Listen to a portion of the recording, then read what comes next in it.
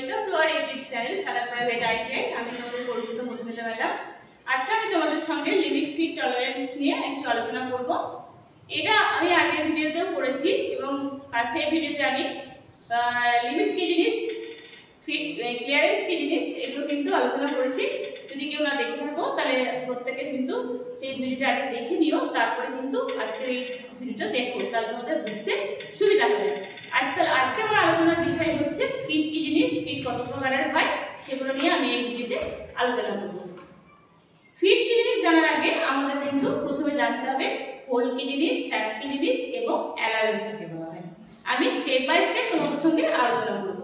তাহলে আমি প্রথমে জানবো কি হোল কি আর স্যাপ কি।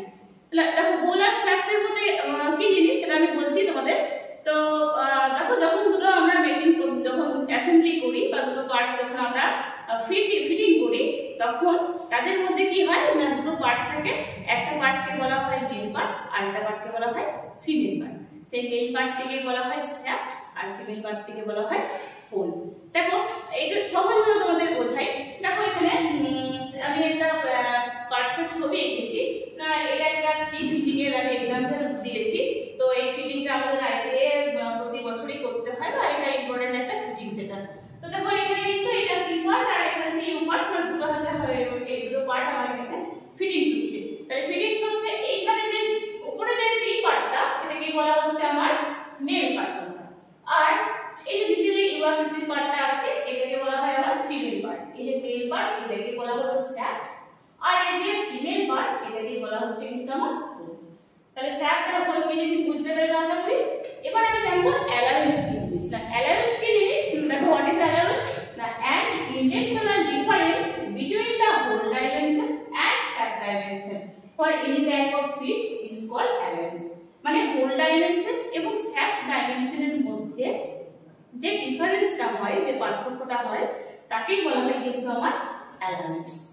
মানে ধরো একটা एग्जांपल দিই, ধরো এই একটা ধরো আমার একটা রাউন্ড শেপের কোন একটা জব, এইখানে ধরো একটা হোল আছে, এখানে আমার একটা এই সাপোজ ধরো এই হোলটার মধ্যে আমার এই পার্টটাকে আমাকে ফিটিংস করতে হবে। তাহলে ধরো আমি ধরে নিলাম যে এই পার্টটার মাপ আমার 37 আর এই পার্টটার মাপ হলো 35। তাহলে আমার অ্যালাউন্স কত হবে না 37 মাইনাস 35 ইজ ইকুয়াল টু 2। এটা হচ্ছে আমার এই যে দুটো বেরোলো, এটা হচ্ছে আমার দুটো পার্টসের মধ্যে হোল আর স্যাপের মধ্যে যে ডিফারেন্স, এটা হচ্ছে আমার অ্যালাউন্স। অ্যালাউন্স হচ্ছে আমার 2। তাহলে এখানে কি কি টাইপের অ্যালাউন্স আমি দেখব। একটা হয় ম্যাক্সিমাম অ্যালাউন্স, দুই নম্বর হয় আমার মিনিমাম অ্যালাউন্স। ম্যাক্সিমাম আর মিনিমাম এটাকে আমি দেখো তোমাদের একটা ছবির আকারে দেখিয়েছি না, এখানে লিখেছি হোল আর এখানে লিখেছি স্যাপ। যদি হয় আমার হোলের সাইজ 72 mm ধরে নিলাম, স্যাপের সাইজ ধরে নিলাম 69, তাহলে এর মধ্যে যে ডিফারেন্স সেটাই আমি বলেছি অ্যালাউন্স। হোল আর স্যাপের মধ্যে যে ডিফারেন্স, তাহলে এখানে আমার হোল আর স্যাপের মধ্যে কি ডিফারেন্স ছিল কত না +3। তাহলে পজিটিভ অ্যালাউন্স, এটা বলা হলো পজিটিভ অ্যালাউন্স বা যেটা আমি বলেছি ম্যাক্সিমাম অ্যালাউন্স। তার মানে এখানে কি, এখানে কিন্তু আমার হোলের সাইজ বড় এবং স্যাপের সাইজ কিন্তু আমার হোলের থেকে ছোট হচ্ছে, সেটাই হচ্ছে আমার পজিটিভ অ্যালাউন্স বা এখানে আমার ম্যাক্সিমাম অ্যালাউন্স। একই জিনিস। নেক্সট হচ্ছে আমার কি, যদি হয় হোলের সাইজ আমার 32 mm আর স্যাপের সাইজ যদি হয় 35 mm, তার মানে এখানে কি দাঁড়াচ্ছে দেখো, এখানে হোলটা কিন্তু ছোট, স্যাপটা কিন্তু বড়। তাহলে এখানে আমার অ্যানসারটা কিসে আসছে না মাইনাসে আসছে। আমার সেই মাইনাসে আসছে বলে এটা হচ্ছে আমার নেগেটিভ অ্যালাউন্স বা মিনিমাম অ্যালাউন্স। তাহলে বুঝতে পারছো ম্যাক্সিমাম অ্যালাউন্স আর মিনিমাম অ্যালাউন্স কি হয় বা অ্যালাউন্স কি হয়, আশা করি বুঝতে পারছো। এবার আমি আসবো ফিটে। তাহলে ফিট কাকে বলে দেখো না, the relationship between two parts when one is inserted into the other with certain degree of tightness or looseness is known as fit। তার মানে আমরা দুটো পার্টস যখন এক জায়গায় ফিটিং করছি বা এক জায়গায় মেটিং করছি, ম্যাচিং হচ্ছে যেখানে, তার মধ্যে একটা কি হয়, একটা সার্টেন ডিগ্রি লুজও হতে পারে এবং টাইটও হতে পারে, এটা একটা ফিটনেস তৈরি হয়, তাকে কিন্তু আমাদের বলা হচ্ছে ফিট। ফিট কত প্রকারের হয় আমরা দেখব এবারে না। ফিট হচ্ছে আমার মেইনলি 3 প্রকারের হয়। এক নম্বর হয় ক্লিয়ারেন্স ফিট, দুই নম্বর হয় ইন্টারফারেন্স ফিট আর 3 নম্বর হয় ট্রানজিশন ফিট। ক্লিয়ারেন্স ফিট কাকে বলে না, যখন ধরো মেল পার্ট ফিমেল পার্ট বা হোল আর স্যাপ যদি বলি আমি একই ব্যাপার, হোল আর স্যাপের মধ্যে আমার খুব ইজিলি ফ্রিলি আমার যদি অ্যাসেম্বল হয়ে যায় হোল এবং শ্যাফটের মধ্যে যদি খুব সহজে আমার ফিটিংটা হয়ে যায় সেটাই হয় আমার ক্লিয়ারেন্স ফিট। ক্লিয়ারেন্স ফিটকে আবার ভাগ করা হয় দুভাগে, কি কি না, একটা হচ্ছে রানিং ফিট আর একটা হচ্ছে স্লাইডিং ফিট। রানিং ফিট মানে কি, কাকে বলে রানিং ফিট? রানিং ফিট হচ্ছে যদি আমার ধরো হোল আর শ্যাফট যেখানে ফিটিংস হয়েছে সেখানে ধরো এটা ফ্রিলি আমার কি হচ্ছে মুভ করছে, এইভাবে যদি আমার ফ্রিলি মুভ করে সেটাই হয় আমার রানিং ফিট। এর एग्जांपल কি, এর एग्जांपल হচ্ছে আমার বিয়ারিং।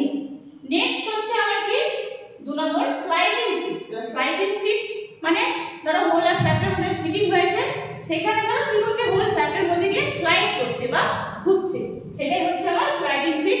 এটা হচ্ছে আমার एग्जांपल হলো এর আমার ডাই। নেক্সট হচ্ছে আমার ইন্টারফারেন্স ফিট।